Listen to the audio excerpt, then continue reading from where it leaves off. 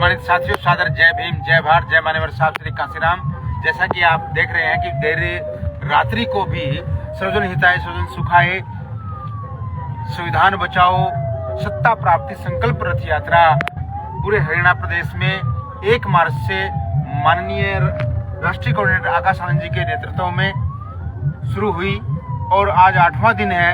मैं कंटिन्यू पलवल से बागोला गांव से लेकर के अभी मैं करनाल में हूं और इस यात्रा के साथ रहा हूं। और साथियों, इस यात्रा को इतना अपार जन समर्थन मिल रहा है। सर्व समाज के लोग, सर्व धर्म के लोग मिलकर के आज कांग्रेस और पूर्व में कांग्रेस की नीतियां जो रही, वर्तमान में भारतीय जनता पार्टी जो नीतियां हैं, या फिर जेजेपी को जो हम काउंट करें कि डबल इंजन की जो सरकार हरियाणा प्रदेश में कर रही है, इन कुनीतियों के तहत आम जनमानस इतना परेशान हो गया है कि बहुजन समाज पार्टी के सुप्रीमो माननीय बहन कुमारी माता जी को अपना नेता मान करके अपना अपार जन समर्थन इस संकल्प यात्रा को दे रहा है। और ये संकल्प यात्रा आने वाले समय में इस देश में ही नहीं, वो पूरे देश सिर्फ और सिर्फ इस प्रदेश में ही नहीं, हरियाणा प्रदेश में ही नहीं, पूरे देश के अंदर सबको शिक्षा, सबको न्याय, बसपा लिखेगी अब की बार इस देश में नया अध्याय।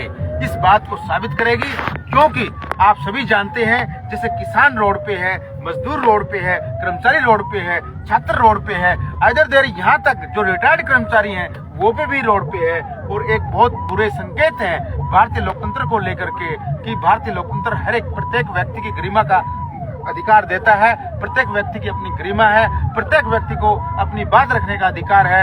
लेकिन ये निरंकुश सरकार, जो तानाशाही सरकार भारतीय जनता पार्टी की आदरणीय नरेंद्र मोदी जी प्रधानमंत्री के नेतृत्व में, हरियाणा प्रदेश में आदरणीय मुख्यमंत्री मनोहर लाल खट्टर जी के नेतृत्व में और डिप्टी सीएम के नेतृत्व में जो चल रही है, इसका इतना भी लेवल नहीं है कि जो किसान, इस भारत का अन्नदाता, भारतीय समाज, भारत देश कृषि प्रधान देश है, अन्नदाता अपनी बात रखना चाहता है, लेकिन वो इनकी बात सुनी तो बहुत दूर की बात है। उनको सुनने से पहले ही इस प्रकार के इंतजामात किए गए हैं कि तमाम टोल के अंदर, तमाम हाईवे को इस प्रकार से उन लोगों ने बैन किया है कि जैसे कि इस देश के अंदर दुश्मन देश की सेनाएं आ रही हो। बहुत ही बुरे संकेत हैं। और किसान अपनी बात रखना चाहता है, लेकिन बात सुनने की तो बहुत दूर की बात है। उसकी बात रखने से पहले उसको आंसू गैस के गोले मार के, उसको गोलियां मार के, उसको गाड़ियां चढ़ा करके पूर्व में भी आप लोगों ने देखा। और ये इतनी निरंकुश सरकार भारतीय संविधान को, भारतीय लोकतंत्र को इतना नेस्तनाबूद इन लोगों ने किया है।